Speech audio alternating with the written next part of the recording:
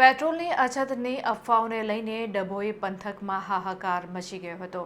ત્યારે મોડી રાત સુધી પેટ્રોલ પંપ ઉપર વાહનોની લાંબી કતારો જોવા મળી હતી।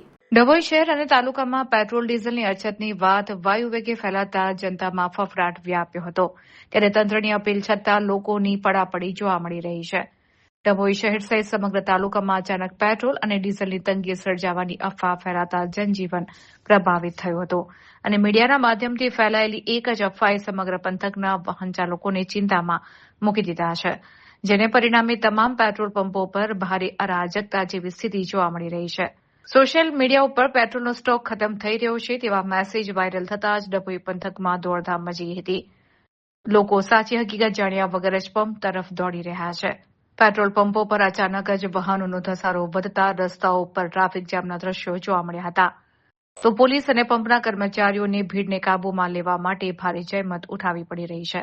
અછતના ડરથી લોકો માત્ર જરૂર પૂરતું જ નહીં પરંતુ વાહનોની ટાંકી ફૂલ કરાવી રહ્યા છે। ત્યારે તંત્ર અને નિષ્ણાંતોના મત અનુસાર હાલમાં પેટ્રોલ કે ડીઝલની કોઈ સત્તાવાર અછત નથી। આ માત્ર સોશિયલ મીડિયા દ્વારા ફેલાવવામાં આવેલી એક અફવા છે। તંત્ર દ્વારા લોકોની શાંતિ જાળવવા અને અફવાઓ પર વિશ્વાસ ન કરવા વિનંતી કરવામાં આવી છે। વધુ પડતા ધસારાને કારણે પંપો પરનો તાત્કાલિક સ્ટોક ખાલી થઈ શકે છે, પરંતુ સપ્લાય ચેઇન ચાલુ છે। લોકોએ ગભરાવાની જરૂર નથી। અફવાઓને કારણે પંપ પર ભીડ રહેવાથી વ્યવસ્થા ખોરવાઈ રહી છે। ત્યારે ધૈર્ય રાખવામાં આવે અને અફવાઓ ફેલાવવાથી બચવામાં આવે તેવી અપીલ કરવામાં આવી છે। ગુજરાતના દરેક નાગરિકોને અમે રાજ્ય સરકાર વતી ખાતરી આપવા માંગીએ છીએ કે ગુજરાત રાજ્યમાં પેટ્રોલ અને ડીઝલનો કોઈ પણ પ્રશ્ન નથી। બધા જ પેટ્રોલ પંપ ઉપર પૂરતો જથ્થો ઉપલબ્ધ છે, તેમજ આપણી પાસે પૂરતો બફર સ્ટોક પણ ઉપલબ્ધ છે।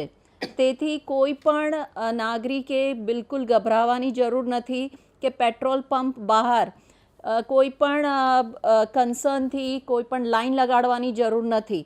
જ્યારે પણ પેટ્રોલ ડીઝલનો જેટલો જથ્થો જોઈએ એ પૂરતા પ્રમાણમાં ઉપલબ્ધ છે। ભાઈઓ, છેલ્લા આજે 4-5 કલાકથી અમદાવાદના દરેક પેટ્રોલ પંપે લાઈનો લાગી છે પેટ્રોલ અને ડીઝલ માટે। ખરેખર આ અફવા છે અને આ પેટ્રોલ અને ડીઝલના સપ્લાયમાં સરકાર તરફથી કે ઓઇલ કંપની તરફથી કોઈ તકલીફ નથી અને જોઈએ એટલું પેટ્રોલ ડીઝલ મળે છે।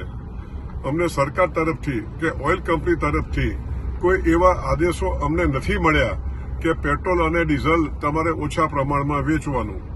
અમદાવાદમાં જો જોવા જઈએ તો 210 પેટ્રોલ પંપો છે, પરંતુ આજે 3 કે 4 પેટ્રોલ પંપે પેટ્રોલ નહીં હોવાથી આ પેનિક થયું છે।